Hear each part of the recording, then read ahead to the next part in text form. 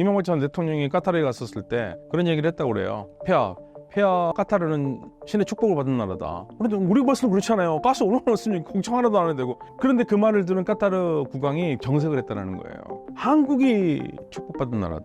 니네는 인력이 있지 않느냐. 그러니까 이 중동 국가들이 제일 부러워하는 게 인력이에요. 자국민들이 일하는 거.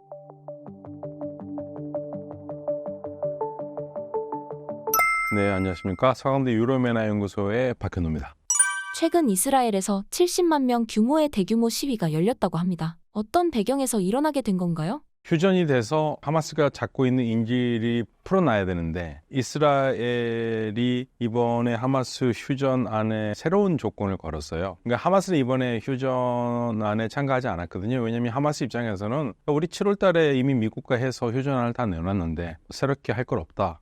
결국에는 이제 이스라엘이 그때 안 받았던 거고요. 이번에는 이제 이스라엘이 휴전안을 도출해야 되는데 두 가지 조건을 또 내걸었어요. 이스라엘 군이 완전히 빠지지 않겠다. 이스라엘 군이 완전히 철군을 해야지 휴전이 되는 건데 하마스 입장에서는 철군하지 않으면은 안 되는 거죠. 근데 이스라엘은 하마스가 다시 살아날 것을 대비를 해서 이집트와 가자의 국경 지역을 우리가 필라델피 코리도라고 그러거든요. 그러니까 필라델피 통로라고 하는데 거기는 이제 무기가 또 들어갈 수가 있으니까 거기를 이스라엘군이 주둔해서 막겠다. 그리고 남과 북의 가자의 경계선이라고 할 수 있는 넷사림 코리도라는 게 있는데 넷사림 통로. 거기도 이스라엘군이 지키면서 거기 남쪽이나 북쪽으로 올라가는 민간인들 중에서 하마스가 껴있는 걸 잡겠다라는 거거든요. 그러니까 군대는 빼지 않겠다라고 하니까 하마스에서 그런 무리를 못한다 하면서 이제 결국에는 지금 되지 않고 있죠. 휴전 협정이. 그런 상황에서 이스라엘이 가자 남쪽에서 작전을 했는데 아마도 이스라엘 쪽의 보도에 따르면 하마스가 인질을 잡고 있다가 이제 한 분파겠죠. 이스라엘군이 좁혀오니까 그냥 인질을 죽인 것 같아요. 6명이 죽었습니다. 그래서 6명이 결국엔 시체로 이스라엘로 돌아왔어요. 그런데 이제 이스라엘에서 화가 나는 거 국민들이 아니 어떻게 휴전을 해서 빨리 인질들을 산채로 데려와야 되는데 죽어서 온 거에 대해서 너무 이제 분노를 하면서 특히나 그 중에서는 이번에 휴전 협정이 됐으면 살아나올 수 있는 사람들이었거든요. 그래서 이제 국민들이 화가 난 거죠. 그래서 네타냐후 총리에게 빨리 휴전을 하고 너 내려와라. 그러면서 이제 시위가 텔아비브에서 30만이 나왔고 30만 명이 거리로 나왔고 그리고 전국적으로 70만 명이 나와서 정부에 압력을 넣고 있죠. 그렇지만 네타냐후 정부는 끄떡하지 않고 있습니다. 하마스와 이스라엘이 추진하고 있는 협상은 어떤 내용이며 하마스와 이스라엘이 원하는 것은 각각 무엇인가요? 하마스는 완전 철군이에요. 이스라엘군이 일단 완전 철군해야 되고 하마스는 궁극적으로 철군을 해서 휴전이 보통 이제 한 6주 동안 휴전이거든요. 6주가 자연스럽게 종전이 가길 원해요. 하마스는. 근데 이스라엘은 일단 휴전은 휴전이고 종전은 종전이다. 우리는 휴전을 한다는 거지 종전한다는 건 아니다. 왜냐하면 이스라엘은 목표가 확실하거든요. 하마스가 다시 재건하지 못하도록 하고 이스라엘군이 떠나서 만약 가자가 다시 재건이 된다 하더라도 거기에 하마스가 정권을 잡으면 안 된다는 거죠. 그게 이제 두 개가 부딪히는 거니까 안 되는 거죠. 이스라엘의 극우 정당은 휴전에 반대하고 있는 상황이라고 합니다. 반대하는 이유가 무엇인가요? 그러니까 이스라엘의 소위 말해서 언론에서 말하는 극우 정당들, 이 정당들은요 원래는 정권을 잡을 수 없는 사람들인데 네타냐후, 그러니까 이스라엘의 정치 특성상 우리나라처럼 어떤 한 당이 다수당이 되기가 어려워요. 그러면 결국에는 가장 많은 의석을 차지한 당이 지금 현재 네타냐후 총리의 당인 리쿠드 당이 자그마한 여러 당들과 힘을 모아서 과반수 의석을 만들어서 정권을 쥐어잡는 거거든요. 근데 그 사람들 중에서 이 극우 정당이 들어가 있는 거예요. 근데 이 사람들은 기본적으로 극우라는 말이 전혀 이상하지 않을 정도로 완전한 이스라엘 국가를 얘기를 하거든요. 그러니까 이들한테는 팔레스타인 이번 기회에 가자 지역을 완전히 정리를 해야 되고 하마스를 완전히 없애야 되는데 그래서 휴전을 한다? 그러면은 우리는 연정에서 나가겠다. 이게 무서운 거죠. 극우 정당이 나는 반대다. 그게 무서운 게 아니라 나는 반대고 만약에 휴전하면 나 연정 나갈 거야. 그러면 어떻게 되는 줄 알지? 네타냐후 총리? 당신? 이제 총리 좀 물러나야 돼. 다시 그러면 선거를 해야 되는데 이길 가능성 없잖아. 이게 그렇게 되는 거예요. 그러니까 네타냐후 총리 입장에서는 머리 아픈 거죠. 그래서 휴전을 못합니다. 교수님의 칼럼 중에서 네타냐후 정부는 이번 전쟁을 이스라엘-이란 전쟁으로 생각한다는 내용이 있었습니다. 그 부분에 대한 설명 부탁드립니다. 저는 이건 제 분석이라기보다는 우리는 그렇게 생각하고 있긴 하긴 하지만 네타냐후 정부는 이스라엘 하마스 전쟁이 아니라고 봐요. 이거는 하마스를 뒤에서 계속 펌프질을 하고 있는 이란과의 전쟁이다. 그러니까 이스라엘은 어떻게 생각을 하냐면 2018년에 네타냐후 총리가 언론 인터뷰에서 그런 말을 합니다. 이스라엘의 가장 위협이 뭐냐? 그랬더니 네타냐후 총리가요, 세 가지가 있다고 그래요. 세 가지 다 알고 싶냐고. 그러니까 세 가지가 뭐냐? 그랬더니 네타냐후 총리가 하는 말이 이란. 이스라엘의 가장 큰 위협은 이란인데, 이란이 직접적으로 이스라엘을 건드리기보다는 반이스라엘 세력들을 지원을 한다고 보는 거죠. 예, 뭐 이건 너무 잘 알려진 사실이고, 그래서 하마스도 이란이 지원하고, 헤즈볼라도 이란이 지원하고, 그다음에 지금 시리아나 이라크 쪽에 있는 반이스라엘 세력도 이란이 지원하고. 그럼 결국에는 이 싸움의 근본적으로 가보면 이란이라는 얘기죠. 그러니까 하마스가 문제가 아니라 이거예요. 그러니까 궁극적으로 모든 문제의 화근은 이란이다. 따라서 이번 기회에 이란을 어떻게 해서든지 링 밖에 있는 이란을 링 위로 끌어올려가지고 한판 하고 싶은 거예요. 그럼 뭐 진짜 확전을 하느냐? 확전은 확전인데 이스라엘 총리 네타냐후의 꿈은 항상 뭐냐면 이란의 핵시설을 파괴하는 겁니다. 다른 건 무섭지 않아요. 핵시설은 무서워요. 왜냐하면 핵을 만들 수 있다고 생각하기 때문에. 그럼 이란은 야, 우리가 언제 핵폭탄 만든다고 그랬니? 우리는 평화적인 핵 개발을 해서 전력 부족한 걸 하겠다는 건데 그게 왜 너희들 문제 삼냐 그러는데 이스라엘은 아니야. 너네들은 절대 핵을 평화롭게 사용하지 않을 거야. 너네는 분명히 핵을 만들 거야. 핵폭탄을 만들 거야. 이게 이스라엘이 가지고 있는 생각이에요. 그러니까 어떻게 해서든지 아예 그냥 핵 개발 자체를 못하도록 없애버려야 되는데, 그런데 이스라엘 혼자 하기가 어렵거든요. 미국의 도움이 필요하거든요. 근데 미국 확전을 원하지 않잖아요. 그러니까 이스라엘은 어떻게 해서든지 이란을 계속 건드리는 겁니다. 그럼 이란이 이성을 잃고 발끈해가지고 공격을 하잖아요. 이스라엘이 공격을 하고 또 발끈하고 공격해가지고 확전이 되잖아요. 그러면 결국에는 이스라엘을 지키기 위해서 미국이 들어올 수밖에 없을 거고, 그러면 이 전쟁은 미국과 이란의 전쟁을 만드는 거죠. 그래서 이스라엘이 가지고 있는 가장 큰 목표, 네타냐후 총리 목표, 이란의 핵시설을 파괴하는 거. 이란이 많은 무장 정파를 지원하고 있는데 이란은 시아파지만 수니파인 하마스를 지원하는 이유는 무엇인가요? 파가 중요하진 않아요. 이란이 생각하는 가장 중요한 것은 팔레스타인 해방입니다. 팔레스타인을 해방하고 이란의 말을 그대로 옮긴다면 이란은 이스라엘을 반대하는 게 아니에요. 이스라엘의 시온주의 정부를 반대하는 겁니다.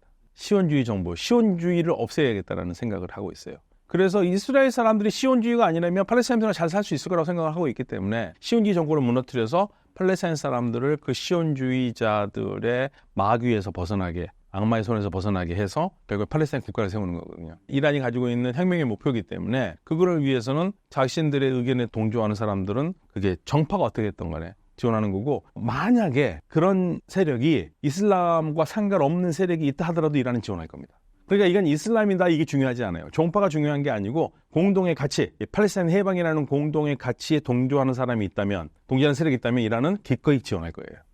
팔레스타인 해방에 집착하는 이유가 있을까요? 그 무엇보다도 일단은 이론적으로 말씀드리면 1979년 이란 혁명은 억압받는 자를 해방하는 건데, 당시 왕정이 억압받던 이란 사람들을 해방시키고 왕정이 억압하던 이슬람을 다시 몽상복구시켜서 이슬람의 세계를 만들었잖아요, 이란을요. 근데 이게 혁명은 이란에서만 끝나는 게 아니라 주변에서도 억압받는 자를 해방해야 되는데 그중에 가장 크게 보이는 게 팔레스타인 사람들이었고, 특히 이스라엘은 왕정 때 굉장히 친했어요, 이란과. 그러니까 왕정과 친한 이스라엘이 좋게 보일 리는 없죠. 그래서 이거를 혁명의 가치로, 즉 팔레스타인 해방을 혁명의 가치로 해서 다시 무슬림들의 세상을 만들고 싶은 게 이란의 마음이죠.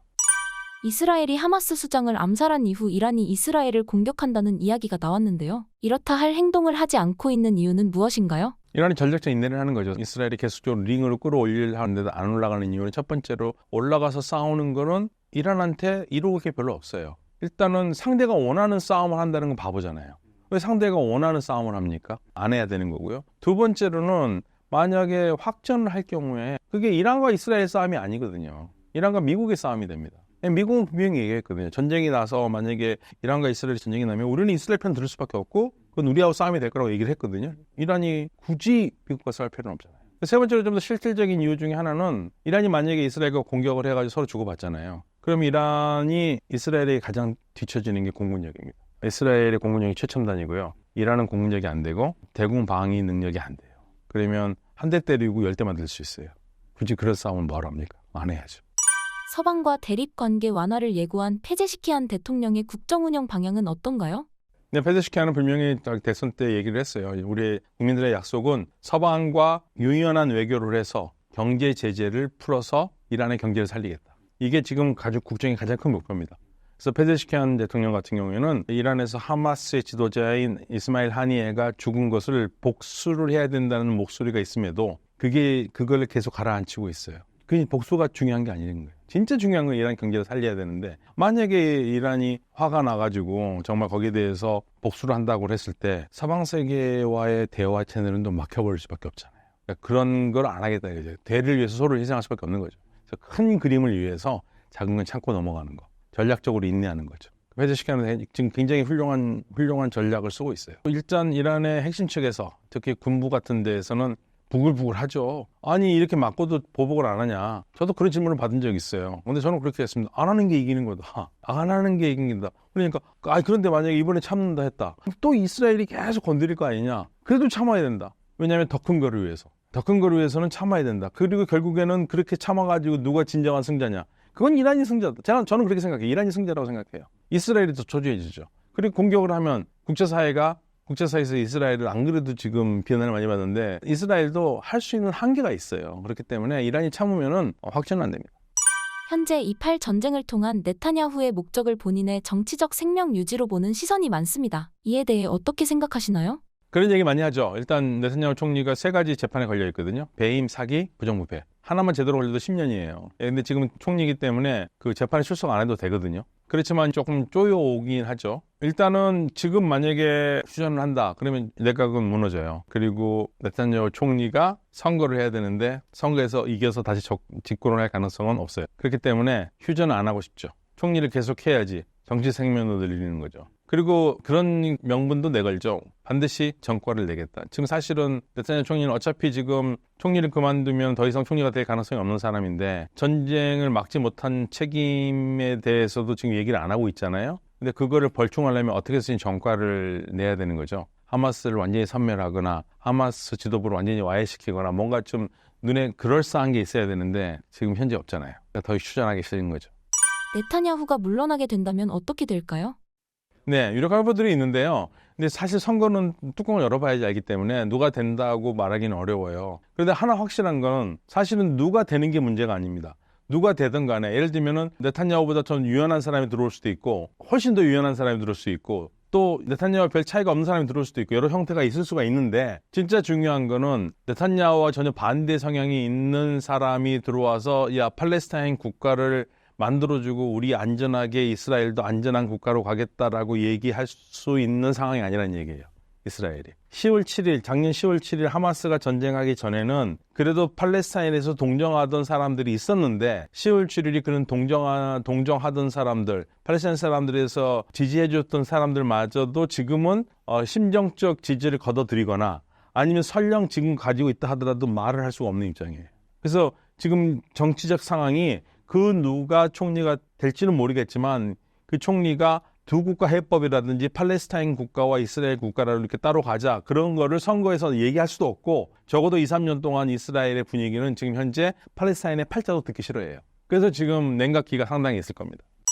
2.8 전쟁이 끝나려면 누구의 역할이 중요할까요? 사실은 역할이 중요한 거는 주변 국가들의 역할이 굉장히 중요하죠. 근데 주변 국가들도 지금 굉장히 조심스럽고요. 실질적으로 가장 중요한 나라는 미국이에요. 미국이 이스라엘을 설득할 수 있고 미국이 이스라엘과 의견을 나눠서 어떻게 해서든지 좋은 방향으로 끌고 갈 수 있는 유일한 나라가 미국밖에 없습니다. 근데 지금 현재 미국은 대선하고 있잖아요. 대선이 끝나야겠죠.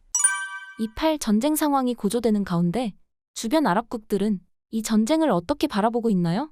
주변 아랍국들은 굉장히 조심스럽죠. 이게 만약에요, 하마스가 아니라면 상황이 좀 달라졌을 수 있어요. 그리고 하마스가 전쟁을 일으키지 않았고 이스라엘이 먼저 공격을 했거나 또 이게 하마스가 아닌 다른 조직이었다면 예를 들면 하마스는 굉장히 강력한 조직이잖아요. 이슬람주의. 그러면 더 상황이 달라질 수 있었을 겁니다. 왜 그런 말씀을 드리냐면 많은 분들이 오해하신 것 중에 하나가 왜 아랍 국가들이 팔레스타인에 대해서 이렇게 조용하냐 하는데 팔레스타인이 조용한 게 아니라 하마스이 조용한 겁니다. 하마스를 좋아하는 나라 없어요. 하마스 지도부를 받아준 카타르 외에는 하마스 좋아하는 나라 없습니다. 튀르키예는 같은 초록의 동색이라고 같은 무슬림 형제단 계통이기 때문에 튀르키예는 하마스에 대해서 얘기를 하지만 아랍 국가들이 하마스 안타깝다라든지 하마스를 지지한다는 말 해본 적 한 번이나 들어보신 적 없어요? 없지 않아요. 팔레스타인의 사람들의 고통에 동참하고 팔레스타인 사람들은 지지는 하지만 하마스는 아니다라고 얘기를 하고 있는 거예요.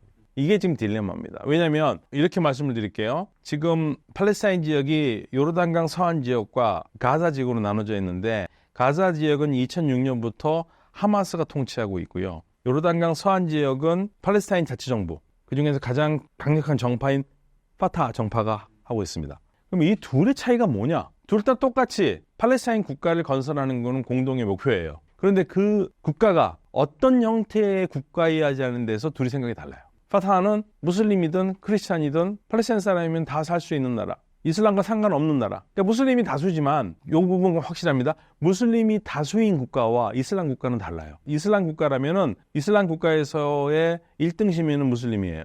그러면 무슬림 아니면 2등 시민이에요. 1.5등이든지 2등이에요. 1등이 될 수가 없어요. 여러 가지로 차별을 받을 수밖에 없어요.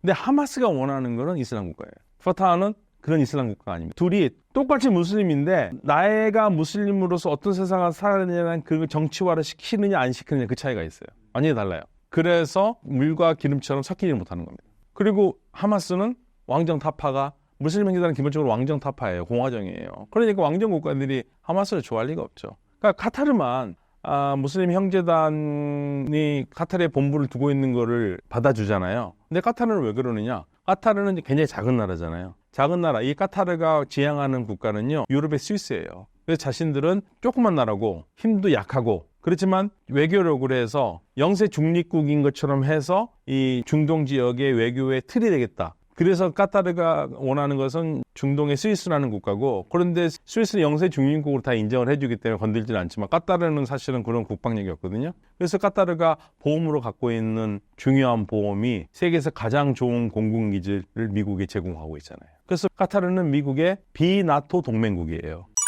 서한지구는 상황이 어떤가요? 먼저 좀 인구를 설명을 드려야 되는데, 서한지구라고 하는 것은 사람들이 왜 서한지구가 도대체 뭐야? 서쪽 지역이 뭐야? 요르단강 서쪽 지역이라는 뜻입니다. 요르단강에서 서쪽, 그래서 웨스트 뱅크라고 그러거든요. 웨스트 뱅크 오브 더 조단 리버예요. 여기에는 예루살렘이 있는 지역입니다. 예루살렘 그 유명한 도시들이 다 있는 지역이에요. 가자는 우리에게 알려진 도시는 그렇게 많지 않아요. 가자는. 여기는 인구가 총 얼마 정도 있냐면 아랍 사람들의 인구가 약 320만, 330만. 가자가 220만, 230만. 둘이 합쳐서 한 550만 됩니다. 인구 밀도는 당연히 가자가 높죠. 더 조그만 도시, 조그만 지역이니까. 근데 이 웨스트 뱅크에는 팔레스타인 자치정부의 수도인 라말라가 있고요.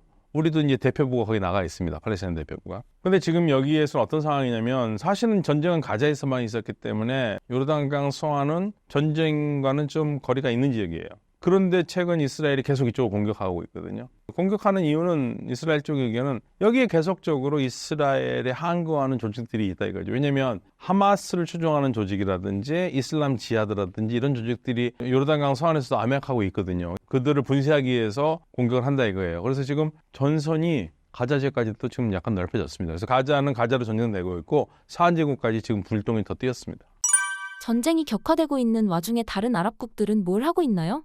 그래서 중재를 하려고 노력하고 있죠. 지금 중재하는 두 나라가 카타르하고 이집트인데 잘 안 돼요. 이번에 또 협상이 카이로에서도 안 됐고 도하에서도 지금 뭐 될 가능성이 없는데, 뭐라고 그러냐면 이번에도 또 자꾸만 이스라엘이 조건을 내거니까 지금 아랍 쪽에서 그렇고 미국의 협상 대표가 어떤 말이 나오냐면요, 슬슬 네탄야후는 휴전에 관심이 없다.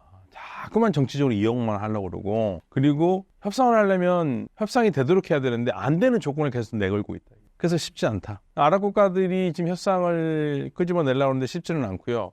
다만 지금 한 가지 굉장히 재미있는 변화가 하나 생겼는데, 2013년 이래로 튀르키예하고 이집트는 아주 왼수입니다. 왼수. 왜냐면 이집트가 쿠데타가 났잖아요. 군사 쿠데타 나가지고 무슬림 형제단을 집권하고 있던 거를 끌어내리고, 무슬림 형제단 소속의 어떤 대통령도 감옥에서 죽었고요. 그리고 많은 사람들이 감옥에 갇히거나 도망가는데, 이들이 어디로 주로 많이 도망가냐면 튀르키예로 갔어요. 튀르키예가 이들을 다 받아줬고요. 그리고 거기에서 튀르키예에서 반 이집트 방송하는 거를 튀르키예가 그냥 내버려뒀어요. 그러니까 이집트는 화가 날 수밖에 없죠. 둘 사이가 굉장히 안 좋았어요. 10년 동안 최악이었습니다. 그런데 이번에 손을 잡았어요. 그러면서 하는 얘기가 팔레스타인 문제 좀 공동적으로 해결해보자 얘기가 나오고 있는 거고, 이스라엘은 좀 신경 건드리는 게, 튀르키예는 이집트하고 지금 이스라엘과 굉장히 사이가 나쁘거든요. 그래서 사실 튀르키예는 경제적 손해를 감수하고도 이스라엘과 무역 관계를 지금 끊고 있거든요. 그래서 이게 이 튀르키예의 이러한 움직임이 굉장히 큰 변화를 가져오지는 않겠지만,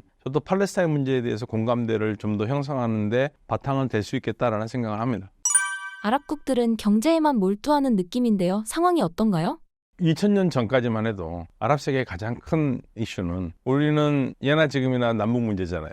그전에 팔레스타인 문제가 그랬어요. 그런데 2000년대 이후에 아랍 세계도 지치기 시작했습니다. 그러니까 팔레스타인 문제가 모든 국가의 국가 어젠다 넘버원이 안 된 거예요. 왜냐면 그러기에는 지금 아랍 국가들도 여러 가지로 경제적으로 쪼들리고 있거든요. 왜냐면 세계가 급격하게 재생에너지로 간다고 그러는데, 그러면 지금까지 석유나 가스에만 의존해서 먹고 살았는데 아랍 국가들도 변하지 않고서는 이제 완전 뒤처지게 되잖아요. 그래서 경제 발전에 굉장한 노력을 기울이면서 산업 다각화라는 프로그램을 작동을 시키고 있거든요. 그러니까 신사임당도 예를 들면 자, 우리 사우디나 뭐 UAE로 와가지고 투자를 해가지고 고용을 하고 법인세도 내고, 거기 고용된 사람들은 또 인컴텍스, 여기 소득세 내고, 우리 그런 돈으로 좀 살고 싶은 나라를 만들고 싶은 거예요, 이 나라가. 근데 바빠요, 지금. 근데 이 전쟁이 났는데 예전 같았으면 이러지 않았겠죠. 근데 지금 내 거가 석자인데다가 조금 더 심하게 얘기하면, 야, 그동안 우리 진짜 니네 돈 많이 줬지 않냐. 팔레스타인 문제라고 우리가 얼마나 많은 지원을 했는데 도대체 진전이 없다. 뭔가 좀 새롭게 해봐라. 거기에 대한 실망감도 있고. 그래서 하나 확실한 거는요, 팔레스타인 문제가 더 이상 이 아랍 형제 국가들의 가장 중요한 문제가 아니에요, 예전처럼. 거기에 이제 큰 딜레마가 있는 거고, 다만 아랍의 정상들이 팔레스타인 문제를 대놓고 무시할 수 없는 중요한 이유는, 저는 이런 말을 하는데, 국가 지도자들은 좀 차가운 머리로 세상을 보잖아요. 근데 국민들은 그러지 않거든요. 그래서 이제 국민들을 신경 쓰지 않을 수가 없어요. 그래서 팔레스타인 문제에 대한 말도 굉장히 조심스럽게 합니다. 왜냐하면 조금이라도 이스라엘 편을 듣는 말투가 된다든지 그러면 이건 정권에 굉장히 위험하잖아요. 그래서 절대 이스라엘 편 들지는 않죠. 원래 들지도 않지만. 그래서 지금 예전과는 굉장히 다른 분위기라는 것은 하나 확실해요. 다만 이들도 여전히 팔레스타인 국가 건설이라는 큰 목표에 대해서는 동의를 하고 있죠. 아랍국들의 중요성이 경제 쪽으로 기운 것 같은데 산업 다각화를 하려는 근본적인 이유는 무엇인가요? 그냥 아주 간단하게 말씀드리면 돼요. 석유밖에 없어요. 석유가스밖에. 근데 전 세계는 단순한 얘기할게요. 만약에 전 세계가요, 교통수단에서만 석유가스를 안 쓴다고 그러면 보통 전문가들이 그러는데 30% 정도가 날아간답니다. 그러면 석유하고 가스를 팔던 나라에서, 특히 석유가스 팔던 나라에서 전 세계가 자동차나 비행기를 해서 석유를 안 쓰면 30% 날아가면, 나는 그동안 석유만 갖고 먹고 살았는데 30%는 포기해야 된다는 얘기잖아요. 그럼 이미 나라는 커져가지고 내 공무원 월급도 줘야 되고 국가 예산을 어떻게 이끌어갑니까? 그래서 이러한 변화에 맞춰서 바뀔 수밖에 없는 거고, 그래서 이들 산유국이 바라는 가장 이상적인 나라가 석유 없이도 잘 사는 나라들, 예를 들면 한국이나 일본처럼. 이 나라들은 산업을 일으켜서 그 기업이 내는 법인세, 그리고 개인이 내는 소득세로 나라를 이끌어 가잖아요. 그리고 국민들이 부가가치세 내고요. 사 먹을 때마다. 그거를 모아가지고, 올해 얼마큼 거쳤다. 세입이 얼마고, 그럼 내년 예산을 세우는 건데, 그런 나라를 만들고 싶은 거예요. 왜냐하면 중동은 내년 예산이 그런 세금으로 하는 게 아니라 내년 예상 유가예요. 얼마나 불안합니까? 예상 유가는 내년에 $80로 했는데 90달러 가면 땡큐지만 60달러 되면 어떡할 건데요? 나라 제대로 갈 수가 없지 않습니까? 그래서 그러한 산업 구조를 늘려서, 사실 좀 늦었어요. 그렇지만 지금 더 늦었기 때문에 더 열심히 지금 산업 다각화를 하는 겁니다. 어떻게 해서든지 석유 외, 천연 자원 외의 소득원을 만들기 위해서. 그게 산업 다각화입니다. 사우디아라비아의 네움 프로젝트가 대표적인 산업 다각화의 예시일 텐데요. 현재 진행 상황은 어떤가요? 안 좋죠? 안 좋아요. 저희 욕 많이 먹었는데 마치 다 될 것처럼 했는데 저는 잘 될 거라고 얘기한 적 없어요. 저는 이미 그 정부에다가도 이건 어려운 거라고 얘기를 다 했었고, 다만 제가 말을 조심했었던 방송 같은 데서는 이게 안 좋은 걸 안 좋다고 할 수가 없는 게 우리 기업들한테 충격이 갑니다. 그걸 또 그래서 그러는데, 그래서 저는 항상 성공하길 바란다고 얘기를 했지 성공할 거란 얘기를 한 적은 없거든요. 근데 애초부터 이 프로젝트에서 가장 큰 문제가 됐던 게 너무 규모가 커다라는 거. 그리고 디자인 자체가 저게 가능할까? 근데 많은 분들이 그랬어요. 그러면 성공할 거라고 보십니까? 실패라고 보십니까? 그러면 말을 못하고요. 성공하길 바랍니다. 성공하면 멋있겠네요. 이렇게 할 수밖에 없는 거거든요. 사우디가 현실적으로 돌아온 겁니다. 그러니까 500m 높이를 170km로 깐다? 그건 2.4km로 줄었잖아요. 저는 2.4km만 해도 대단하다고 봐요. 줄일 수밖에 없는 게 돈이 부족해요. 그리고 엄밀히 따지면 사우디아라비아가 올해 재정 균형 유가가 있습니다. 그러니까 우리가 시장에서 파는 지금 배럴당 얼마 유가 말고요.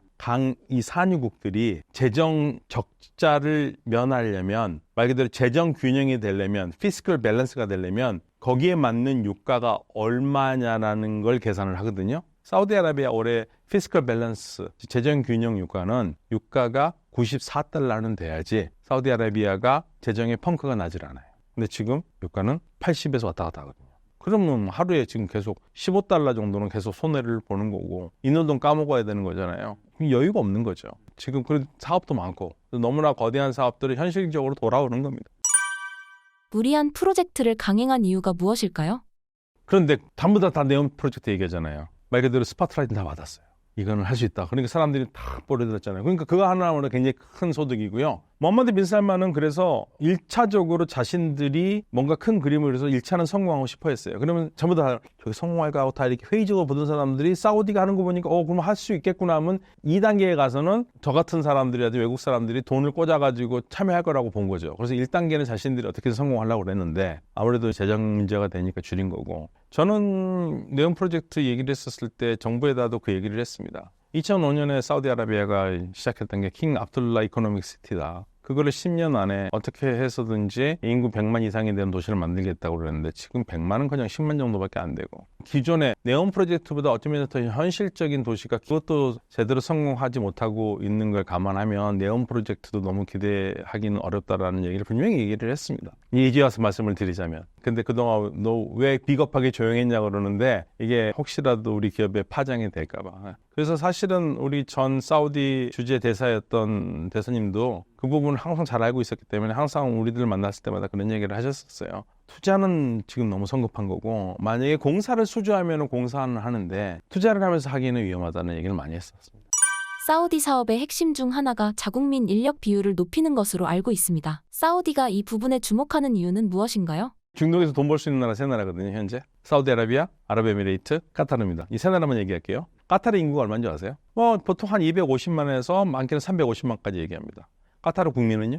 100만이면 카타르 만세 부를 겁니다. 35만에서 40만입니다. 카타르 인구가 총 인구 중에서 카타르 시민권을 가진 사람은 10% 정도밖에 안 돼요. UAE는요? UAE는 총 인구 1000만입니다. 그중에 UAE 사람들은 100만이에요. 350만이 인도 사람이에요. 이게 10%입니다. 사우디아라비아는요, 보통 한 3,500만 얘기하는데 자국민 한 2,500만 됩니다. 2,000에서 2,500만 얘기하거든요. 그러니까 사우디가 제일 커요. 그래서 왜 사우디를 얘기했냐면, 우리가 만약에 신사임당에서 물건을 만들어서 판다면 100만 개를 파시겠습니까? 35만 개를 파시겠습니까? 2,500만 개를 파시겠어요? 어느 시장 가겠습니까? 당연히 사우디 가죠. 규모의 경제가 되거든요. 그런데 이들 나라들 다 가지고 있는 문제가 하나 있습니다. 이들 나라의 화장실 청소를 누가 할까요?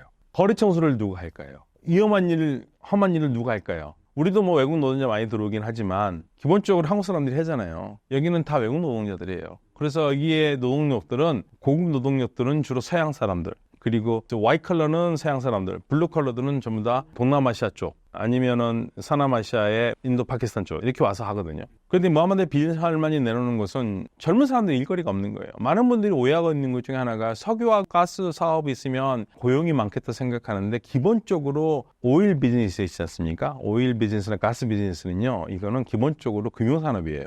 금융이 더 발전할 수밖에 없어요. 고용이 늘질 않아요. 그럼 고용이 늘지 않으면 기본적으로 어떻게 할 겁니까? 세금을 가지고 움직이는 나라를 만들 수 없잖아요. 그래서 어떻게 해서든지 자국민들, 특히 사우디아라비아는 자국민들 취업률을 늘리기 위해서 외국인이 하던 일들을 사우디 젊은이들이 하도록 만드는 게 사우디아라비아의 목적이에요. 그러다 보니까 어떤 일이 생기냐면, 이런 정책을 하니까 라떼 세대들 있지 않습니까? 이 사람들은 사우디 애들이 일하는 걸 한 번도 본 적이 없는 거예요. 그러니까 이런 생각은, 뭐? 핸드폰을 우리 애들이 고친다고? 그걸 어떻게 믿어? 그렇게 되는 겁니다. 그런데 이제 과도기죠. 그런데 결국에는 사우디가 생각하는 건 핸드폰도 우리 사우디 젊은이들이 고쳐야 되는 거고, 자동차도 우리 사우디 젊은이들이 고쳐야 되는 거고, 이런 식으로 다 가야 되는 거예요. 그래야지 자국민이 고용이 돼서 자국민이 세금을 내고 그 세금으로 나라를 움직이는 나라를 만들고 싶으니까. 이게 지금 이 나라들이 가지고 있는 딜레마입니다. 특히 가장 지금 거기에서 적극적인 나라가 사우디가 될 수밖에 없는 게 국민들이 많잖아요. 예를 들면 UAE는 10%밖에 안 되고, 카타르도 10%밖에 안 되니 그런 문제가 있습니다.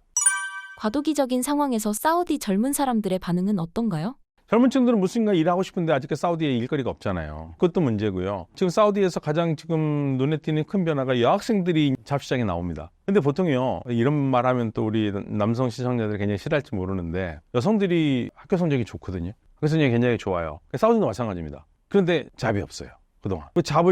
자리를 주고 싶은데도 자리도 안 나고. 근데 사우디아라비아가 새로운 작전을 세웠죠. 예를 들면 제가 만약에 예를 들면 신사임당이라는 기업이 사우디에 진출합니다. 그러면 반드시 사우디에 진출하면은요, 규모에 맞게 사우디 주민을 고용을 해야 돼요.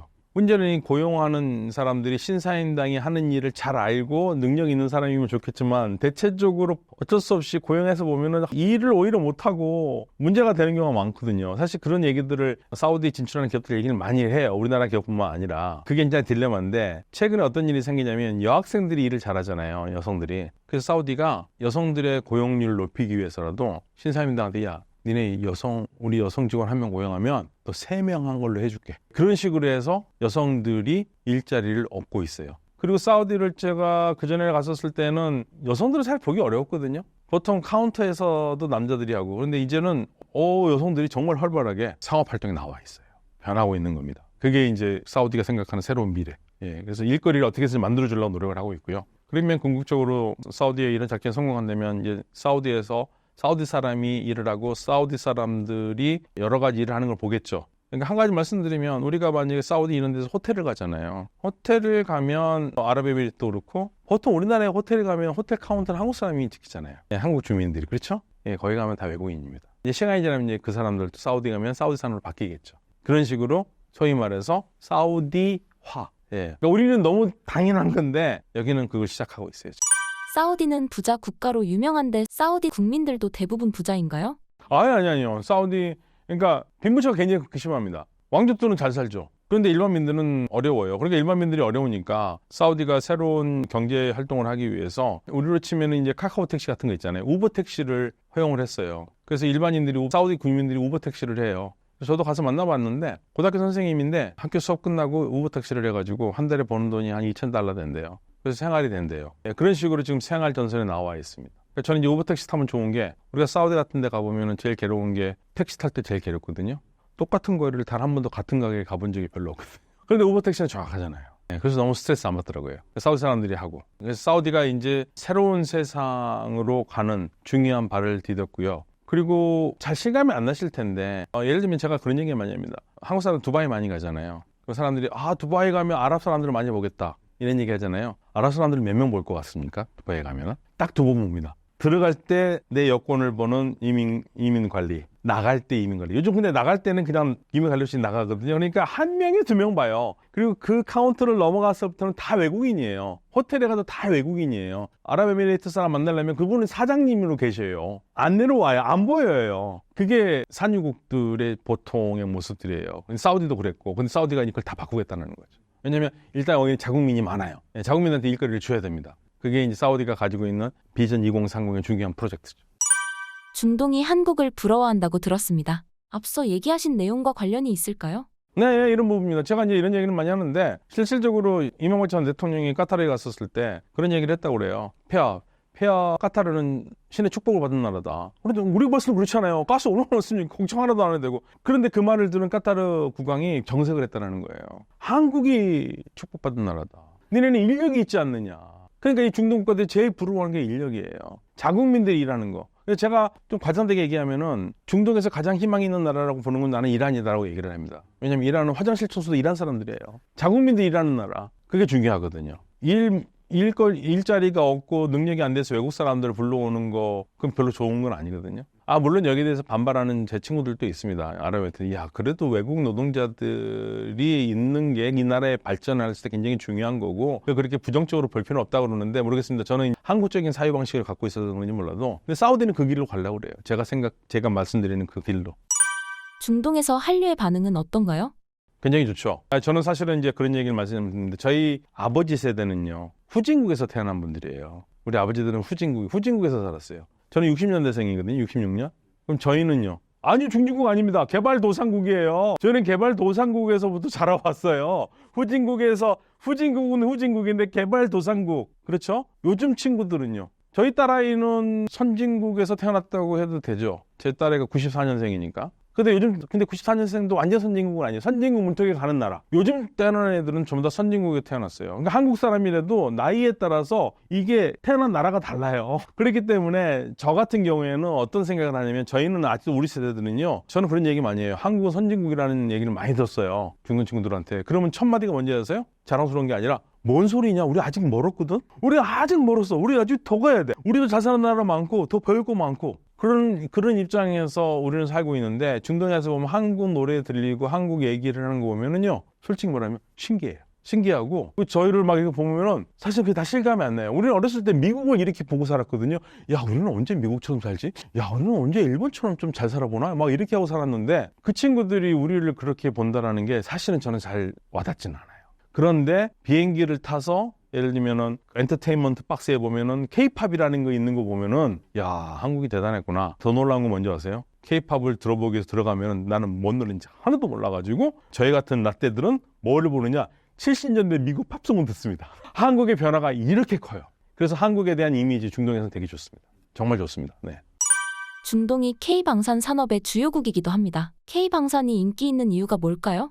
K방산이 뜨는 이유가 있죠. 왜냐면 사실은 미국이 1997년에 셰일 에너지 레볼루션 시작하면서 그리고 미국이 에너지 자급자족이 되면서 그러면서 가장 위험한 요소는 중국을 잡아야 되니까 중국의 포커스를 돌리면서 중동에서 멀어지기 시작하거든요. 그러니까 중동에서는 그동안 미국의 안보 우산을 믿고 있었는데 더 이상 기댈 수가 없는 겁니다. 그러니까 자체 방어를 해야겠다 해가지고 우리 어렸을 때 70년대, 80년대 잘할 때 자주국방 얘기를 많이 들었고 우리는 너무 그걸 당연하게 생각을 했는데 이제 중동이 자주국방을 시작을 한 거예요. 근데 자주국방을 하려는데 이들이 돈 갖고 사오는 게 아니라 돈만 갖고 사오면 그걸 끝이잖아요. 그래서 기술 이전을 받으면서 하고 싶은 거예요. 그래서 우리하고 하는 겁니다.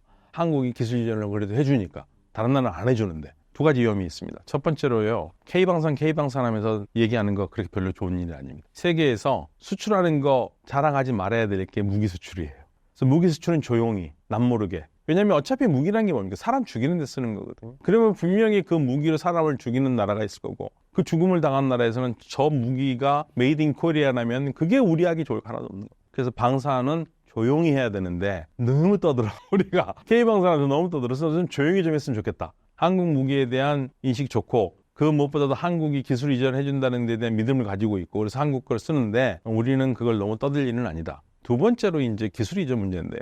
우리가 만들어서 완제품을 파는 거는 괜찮은데 한국 공장을 세워달라는 거잖아요. 근데 이제 저하고 알고 있는 외국 친구들은 저한테 충고 아닌 충고를 해주는데 야, 수출은 그렇지만 공장을 세워서 하면 내 기술을 다 뺏길 텐데 사실 그 어려움이 있어요. 그 부분을 어떻게 우리 방산업계가 그걸 잘 안정적으로 관리를 하면서 수출할 수 있을 것인가. 그게 이제 문제예요. 그래서 제가 두 가지 문제를 얘기를 합니다. 첫 번째로는 무기 수출은 떠들 게 아니다. 조용히 하는 게 좋고 두 번째로는 기술 이전 이 부분을 어떻게 잘 할 것인가. 우리는 기술 이전을 예를 들면 10개 중에 한 3개 정도밖에 줄 수 없는데 저쪽에서 5개, 6개를 원한다면 뭐 어떻게 할 것인가. 이거 어려운 문제예요. 그래서 이 부분에 우리 기업은 정치인들보다 100배는 똑똑한 사람들이고 훌륭한 사람들이기 때문에 기업이 잘할 거라고 믿지만 높아시면서 이런 말씀을 드립니다. 대부분의 아랍 왕정 국가들의 군사력이 굉장히 약하다고 들었습니다. 돈이 없는 것도 아닌데 왜 그런 걸까요? 일단 아랍 지역이라고 하면 우리가 6나라 얘기하거든요. 사우디아라비아, 아랍에미레이트, 카타르, 바레인, 쿠웨이트, 오만 6나라가 경제 규모가 우리가 비슷합니다. 물론 여기는 주 경제가 에너지예요. 그러다 보니까 인구도 비슷하고요. 그리고 국민소득도 비슷해요. 그러니까 굉장히 비슷한 규모인데 근데 이 나라 여기에 가장 큰 문제는 뭐냐면 국방에서 맞섰을 때는 지상군 병력이 최악이에요. 군대를 많이 키우지는 않았어요. 미국에 의존한 것도 있지만 또 다른 이유를 한 가지 든다면 왕정 국가들이거든요. 6나라. 왕정에서 군대가 너무 힘이 세면 대다수는 쿠데타가 나죠. 예, 이라크도 왕정에서 쿠데타에서 공화정 됐죠. 시리아도 그랬죠. 그러니까 어지간한 나라에서 그리고 이집트도 그랬죠. 군대를 많이 키우고 싶은 마음이 별로 없었을 거예요. 근데 이제는 키워야 되는 거죠. 그래서 만약에 그럴 일은 없겠지만 이 한때 이란과 적대시했었을 때는 GCC 6나라가 힘을 합쳐서 이란과 싸워야 되는데 싸울 수 없는 이유가 지상군이 없어요. 지상 병력이 안 돼요. 10년, 20년 걸려야 되는 거예요. 그래서 이들 국가가 이제서야 정신을 차린 겁니다. 자주국방. 그래서 이제 앞으로는 변하긴 하겠지만 시간은 상당히 걸릴 겁니다. 예전에 중동에서 유학하셨을 때와 지금을 비교해봤을 때 한국의 대외적 위상이 어느 정도로 바뀐 것으로 느껴지시나요? 우리가 전체적으로 중동에서는 그전에는 우리가 노동력을 수출을 했었죠. 그런데 이제 현지에 계셨던 분들을 말씀을 들어보면 우리가 원전 수출하면서 위상이 올라갔다고 얘기합니다. UAE 원전. 그러니까 원전은 아무나 지을 수 있는 건 아니잖아요. 원전 기술이라는 건 대단히 뛰어난 기술이니까. 그래서 원전, UAE의 원전을 지으면서 한국을 바라보는 눈이 상당히 달라졌다. 그거를 체감하셨다고들 얘기를 많이 하셔요. 예, 그렇죠. 원전을 짓는다는 것은 보통은 아니죠. 우리가 벌써 세상에서 전 세계에서 원전을 지을 수 있는 나라가 별로 많지 않습니다. 그런 부분에서 올라간 거라고 얘기를 하고, 그 다음에 그 이후에 우리나라 보면 사실 우리 어렸었을 때, 제가 중고등학교 다녔을 때 솔직한 말로 저는 삼성이 소니를 이길 거라고 생각해 본 적이 없어요. 다 소니였죠. 우리 제품은 다 후졌다고 생각을 했고, 예를 들면 대학교 다닐 때 소니 워크맨, 아이아 워크맨과 삼성 마이마이는 하늘과 땅 차이였거든요. 가격도 10배 차이 났고 품질도 10배 이상 차이 났었어요. 그런 시절을 우리는 겪어왔잖아요. 현대 자동차가 전 세계에서 이렇게 우뚝 생각도 못했죠. 그거는 마치, 그러니까 요즘 젊은 세대들은 모르겠는데 저희 세대들이 박태환을 보고 감동을 받는 것과 김연아를 보고 감동을 받는 이유는 간단해요. 피겨 스케이팅이라는 거는요, 저희 어렸었을 때에는 그냥 백인 여성들의 잔치예요. 가끔 일본 애들이 잘했었어요. 수영은요, 말할 것도 없이 백인들의 잔치였었어요. 지금은 중국 굉장히 잘하지만. 그런데 거기에서 중국은 뭐 땄지 모르겠지만 우리가 금메달을 딴다? 피겨스케이팅과 나라가 그만큼 큰 거예요. 큰 겁니다, 그게. 그게 나라에서 키운 게 아니고 스스로가 이래가지고 컸잖아요. 대단한 거죠. 이번에 올림픽에서도 사격 이런 데 봐보세요. 정말 즐기면서 한 사람들이 다 되잖아요. 나라가 달라진 겁니다. 국가 주도의 경제에서 이제 개개인의 능력이 발휘하는 나라가 됐으니까 이게 선진국인 거거든요. 우리 때는 여전히 우리는 집단적인 의식이 있어요. 그러니까 사실은 우리 젊은 사람들, 이 방송을 보시는 젊은이들은 그런 생각 가지 마셔야 됩니다. 우리 나때 세대들의 가장 큰 문제점이 뭐냐면 집단의식이 있어요. 집단의식이 있어가지고 개인의 자유를 억압해서라도 집단의 발전을 더 해야 된다라는 그런 생각을 가지고 있는데, 우리가 그 생각에서 벗어나면서 국가가 더 발전한다고 봐요. 개개인이 더 발전하니까 총합이 발전하는 거고, 우리는 개개인의 자유를 누르면서 집단으로 한 거고, 어느까지 올라갈 수는 있지만 더 창의적인 건 없는데, 그래서 한국이 어느 시점에서는 저희같이 나태 세대들이 집단적인 생각에서 개인의 발전이 더뎠다면 그 시대가 넘었으면서 이제는 개인의 창의적인 발전이 총합이 돼서 국가가 발전이 되는 거니까 이제는 가는 속도가 다른 거죠. 그래서 저는 우리나라의 앞날은 밝다고 생각해요. 젊은이들이 계속 창조적으로. 다만 한 가지, 이 교육제도나 이런 건 좀 바꿔야 돼요. 여전히, 그러니까 젊은이들의 몸은 커졌는데 틀은 너무 작아서. 그것만 한다면 한국은 더 발전할 수 있을 겁니다. 그리고면 정말 사실은 중동에서만 한국을 부러워하는 게 아니고 이게 모든 나라에서 한국을 선진국 취급해요. 그런데 우리 젊은 친구들은 선진국이라는 말을 들으면 그럴 수 있겠지만 우리는 아직, 우리 아닌데 그런 생각이 들어요. 많이 발전했죠. 이란의 핵무기는 어디까지 개발되었나요? 근데 핵 없어요. 이란은 아직 핵 없습니다. 많은 분들이 헷갈리는 게 하나 있는데, 이란은 아직 핵무기를 만들 수 있는 원료를 확보하지 못했어요. 농축할 능력은 있을 거라고 봐요. 그건 시간 문제라고 보는데, 당장이라도 할 수 있는데, 그러니까 핵무기를 만들려면 핵 원료를 확보해야 되잖아요. 아직 확보를 하지 못했어요. 확보를 한다 하더라도 이걸 핵 무기화 시키는데 시간이 많이 걸려요. 몇 년 걸려요. 그렇기 때문에 정확하게 말하면 이란은 아직 핵도 없어요. 핵을 개발 중이죠. 예, 핵 농축 중이죠. 농축은 할 수 있는데 20%까지만 하라고 얘기를 하거든요. 핵협정을 그렇게 막아놓은 거예요. 그런데 미국이 깨면서 지금 이란은 능력 한 60에서 80까지도 할 수 있다고들 다 보죠. 그러면 핵 물질을 확보할 수 있는 능력은 확보했다고 봐야죠. 이란이 배후에서 다양한 무장단체들을 지원하고 있는 것으로 알고 있습니다. 이렇게 배후에서 지원을 하게 된 배경은 무엇인가요? 이스라엘 시온주의 정권 타파가 이란의 목표이기 때문에 그걸 위해서 이란이 직접적으로 할 수도 있겠지만 그거보다는 더 효과적인 게 주변의 세력을 이용하는 거니까. 그러면 이스라엘은 사실은 만약에 이란과 1대1이라면 싸움에 초점을 잃지 않지만 반대 세력들이 여러 군데서 한꺼번에 하면 이스라엘도 힘들잖아요. 그러니까 그런 효과도 있는 거죠. 이란이 1대1로 싸우는 것보다는 주변의 세력들을 이용해서 싸우는 게 훨씬 더 유리하기 때문에 그런 형세를 만들어 왔고, 지금 거의 79년 직후부터 시작한 거니까 거의 40년 동안 그거를 지금 구축해 온 거예요. 대단한 거죠. 중동과 관련된 전쟁은 대부분 시아파, 수니파 사이의 종교전쟁으로 알고 있습니다. 시아파, 수니파의 종교전쟁은 언제부터 시작된 건가요? 사실 종교전쟁이라고 보기는 좀 그렇고요. 1979년 이란이 혁명을 성공하면서 세속적인 왕정이 무너지면서 이슬람 공화정을 세웠는데, 이슬람 공화정이 시아파의 이슬람 해석에 따른 공화정이에요. 그러니까 주변 국가들은 뜨악했죠. 왜냐하면 그 전까지는 무슬림이 다 다수로 살죠. 어떤 나라든지 거의 압도적인 다수로 살기 때문에 무슬림들이 다수로 이슬람 문화를 누리면서 사는 거는 문제가 없었는데, 그런데 갑자기 그 중에 한 나라 이란이 아예 국가 정체성을 이슬람으로, 그러니까 무슬림 다수 국가가 아니라 넘어서서 이슬람의 원리에 따라서 움직이는 국가로 만드는 거죠. 혁명이 나가지고 왕정을 무너뜨리고, 왕정을 무너뜨리는 걸 본 옆에 주변 왕정국들은 얼마나 무섭겠어요. 그게 어떤 정권이든 간에. 그것도 쇼크인데, 새로 들어온 옆에 나라의 정권이 왕정을 무너뜨리고 공화정이 들어왔어요. 근데 공화정인데 이슬람 공화정이라고 그래요. 오케이, 옆에 나라가 정변이 있었으니까 침범하지 않는다면 나쁘게 살 건 없지 하고 친하게 지내고 싶어 했죠. 위기 관리 차원에서. 그런데 이란의 이슬람 공화정 혁명 정부가 주변 국가들을 우리 혁명이 나서 못된 왕 없앴고 우리 이슬람에 맞는 정권을 세웠어. 니네들이 좀 무섭긴 하겠지만 우리 니네들을 해칠 생각 없고 잘 지내자. 무슨 문제가 있겠어요.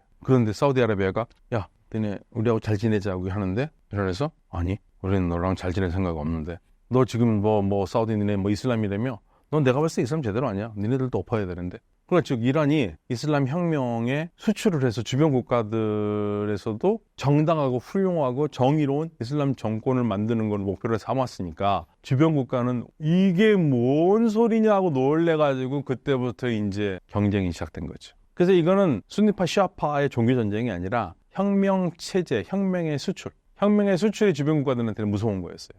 좀 맞는 비유인지 모르겠는데 전 이렇게 생각을 우리 한국 사람들한테 이렇게 얘기하는 게 좋아서 또 이런 사람들이 잘못하면 오해할 수도 있는데 아무튼 우리 시청자 한국이니까 이렇게 생각하면 될 것 같아요.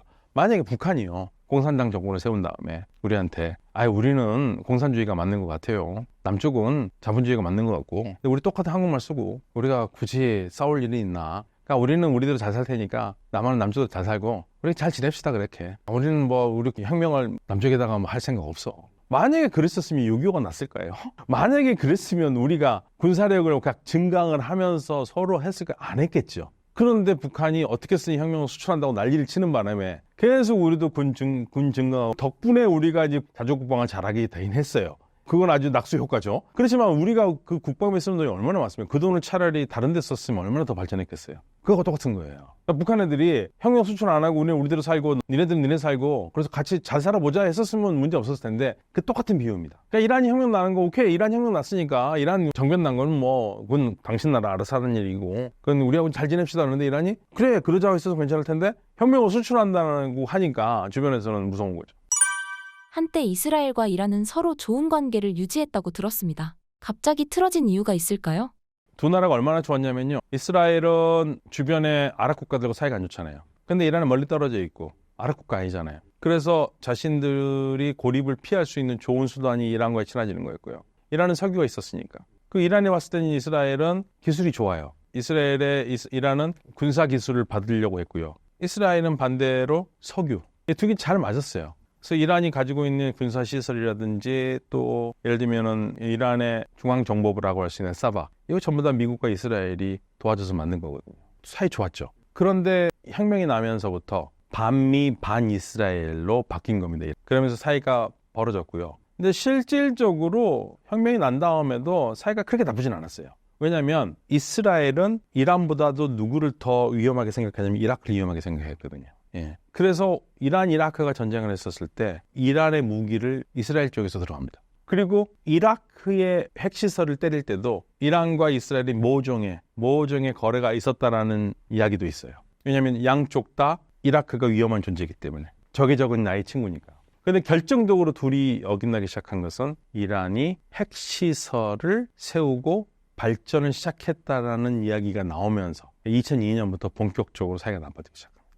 왜냐면 이스라엘로서는 핵이 있는 이란과 핵이 없는 이란은 하늘과 땅 차이거든요. 핵이 있는 이란이라면 그 핵이 이스라엘을 싫어하는 이란이 언제든지 핵무기로 도전할 수 있을 생각하기 때문에 이란은 평화적인 핵 개발이라고 하지만 이스라엘은 절대 평화적인 핵 개발이라고 믿지는 않는 거예요. 그러면서 본격적으로 2002년부터 핵을 둘러싼 양국의 본격적인 긴장이 시작된 거예요. 현재 이란의 경제가 많이 안 좋다고 들었습니다. 이란 경제가 붕괴된 시점은 언제부터인가요? 환율로 따지면은요, 트럼프 때입니다. 그러니까 이란은 계속적으로 1979년 혁명 이후로 미국의 제재를 받아왔어요. 제재는 근데 이제 본격적으로 가장 큰 제재는 오바마 행정부 때 다 제재를 해도 한 가지는 제재를 안 한 게 있었습니다. 이란에 다 제재를 해도. 근데 가장 중요한 거, 석유. 그건 제재 안 했거든요.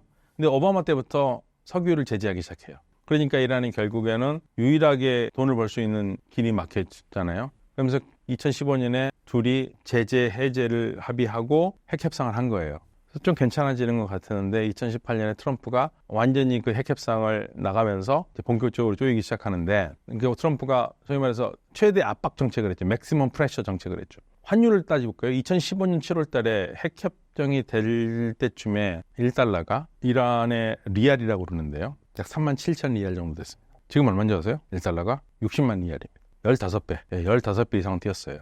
15배 정도. 그러니까 환율만 봐도 엄청나죠? 그러니까 지금 경제가 굉장히 어려워요. 환율뿐만 아니라 이번에 신임 대통령이 페제시키안이 대국민 방송에서도 얘기했는데 지금 가장 힘든 사람들이 농부들, 그다음에 은퇴자들, 연금 고갈, 선생님들, 간호사들. 사회에 가장 중요한 역할을 할 수 있는 사람들 없으면은 정말 금방 티가 나는 사람들이잖아요. 선생님들도 그렇고 간호사들도 그렇고 그렇죠. 농부도 그렇고 여기에 대한 대책을 세워야 될 정도로 언급하고 얘기한 것처럼 이란 경제가 전반적으로 어려워요. 그 제재 해제가 필수적이에요. 경제가 붕괴된 상황임에도 불구하고 핵을 고수하면서까지 경제 제재를 감수하는 이유는 무엇인가요? 아니요. 근데 사실은 이게 좀 어폐가 있는 게 이란은요 미국과 핵협정을 했잖아요. 단 한 건도 어긴 적 없습니다.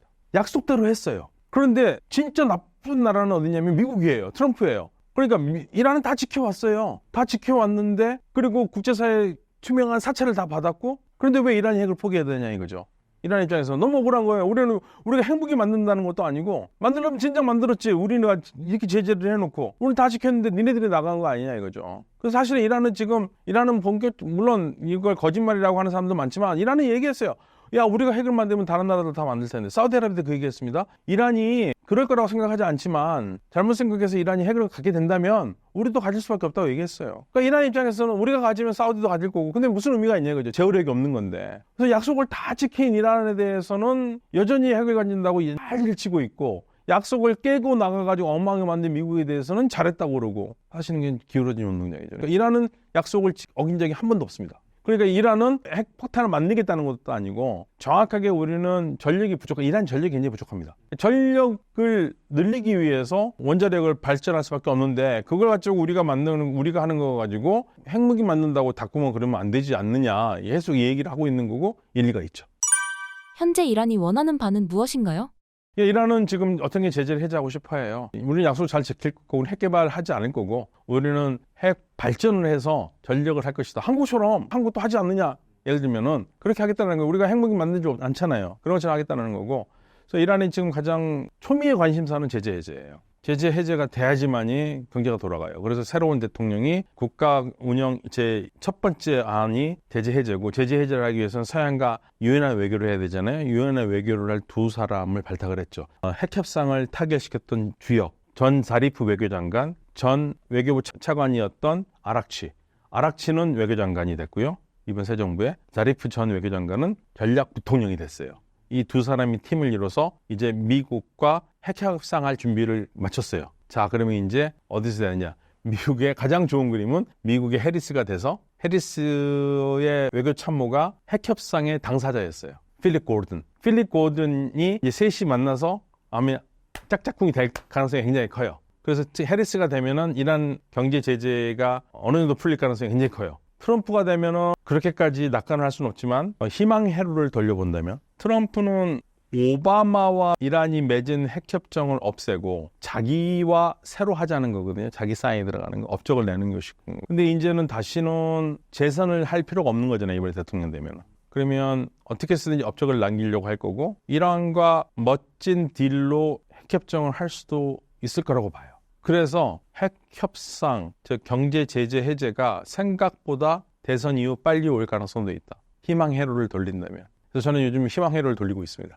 근데 왜 그러면 그런 얘기하죠? 왜? 당신은 이란을 좋아해서? 아니요. 이란이 풀려야지 우리 시장이 넓어져요. 우리가 중동에 지금 애달고 있는 것 중에 하나가 우리 시장이 없어요. 유럽은 우리하고 경쟁을 하죠. 아프리카는 아직 멀었죠. 동남아시아도 아직 안 되죠. 중국은 막혔죠. 러시아도 막혔죠. 그렇죠? 중동이 열려야 되는 거고 중동 중에서 이란 하면은 정말 땡큐죠. 이란은 정말 우리가 할 게 많습니다. 사우디아라비아하고는 차원이 달라요. 정말 소소한 물건부터 백색 가전 전부 다 100% 우리가 석권할 수 있고요. 화장실 변기부터 대형 플랜트 공장까지 우리가 할 수 있는 게 너무 많기 때문에 이란 제재가 풀려서 우리 기업들이 이란에서 많은 사업을 할 수 있기를 바라는 마음에서 이란 제재가 풀리길 바라는 거죠. 제가 뭐 그렇다고 해서 이란한테 뭐 돈 받고 그런 거 아닙니다. 마지막으로 신사임당 구독자분들께 한마디 부탁드립니다. 세계 정세의 변화를요, 유심히 잘 보시면서 굳어진 사고로, 정치적인 사고로 세상을 보지 않았으면 좋겠어요. 세계 경제 시장에는요, 적도 없고 아군도 없습니다. 우리가 하기 나름입니다. 뭐 친미가 되니까 친미화되니까 반이란이 돼야 된다, 이런 생각도 바보 같은 생각입니다. 유연한 사고로 유연하게 우리 대한민국의 위상을 떨치고 우리 경제가 발전할 수 있도록 좀 넓게 봤으면 좋겠습니다. 감사합니다.